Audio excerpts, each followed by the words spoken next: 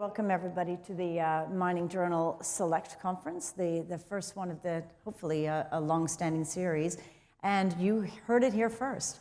The worst is over, according to the Mining Journal. So in an industry that is full of optimists and optimism, I'm sure over the next couple of days we're going to hear some great stories from some really interesting companies with great exploration, development, and production project, as well as some really interesting points of view from our expert speakers on macro trends, geopolitics, and battery metals and the electrification of as companies and the world moves into a low carbon economy. So while it's not unusual for the mining industry to face economic shifts and geopolitics, commodity price fluctuations, I think what's different today is the level of public scrutiny that companies are facing. This public scrutiny, in my view and in my observation, has been thanks to this era of transparency that we find ourselves in, thanks to the internet.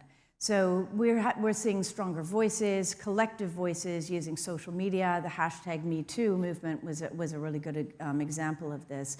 So while resource nationalism and trade shifts around the world has always been a function of a commodity price cycle, all of a sudden today we're seeing in that era of transparency, we're just seeing a stronger, more collective voice where it's allowed a contagion effect, especially with regards to resource nationalism.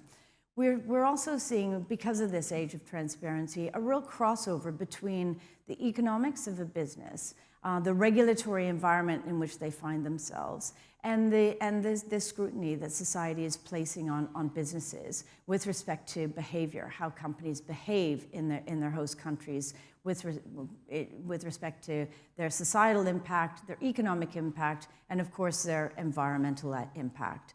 So what does all this have to do with the investment decisions? Well, investors are having to think about and to screen for softer issues like they've never had to do before with respect to environmental, social, and governance. They're having to think about and bake into their investment decisions things like trade wars that we're seeing, resource nationalism, as I said, permitting constraints which come from a social impact, diversity in the workforce. I mean, I look around the room and there's not too many women in this room. There's not too many women in the mining industry, and it's incumbent on us to attract those women into the industry and keep them there. There's enough studies to show that actually we do make a difference to the bottom line of companies. Obviously, you know, the importance of ESG as a source of capital, as an insurance to protect your social license to operate. And this is more than just painting a couple of schools or putting your hand in your pocket and writing a couple of checks. This is really all about your value and your purpose as a business in society. So where does this leave us with this conference? You know, I would say this, wouldn't I? But communication is everything, and you're here to communicate your stories and your observations and your expertise to each other in the form of, you know, looking for investment or looking for ideas, and communication is absolutely critical to be able to get that story across and to be able to win your argument. So let's get started with some housekeeping. First point to mention is the breaks. The breaks will all be held upstairs in the coffee and tea room that you were in this morning. I guess the next thing is the Q&A. We will be having a Q&A. You're welcome to ask questions if we have time for the panel sessions and some of the keynotes. But for the mining company presentations, we won't have a Q&A because we just don't have the time. So if you want to speak to the presenters, then please go and find them during the break or at lunch. We do have an app. Kate mentioned that.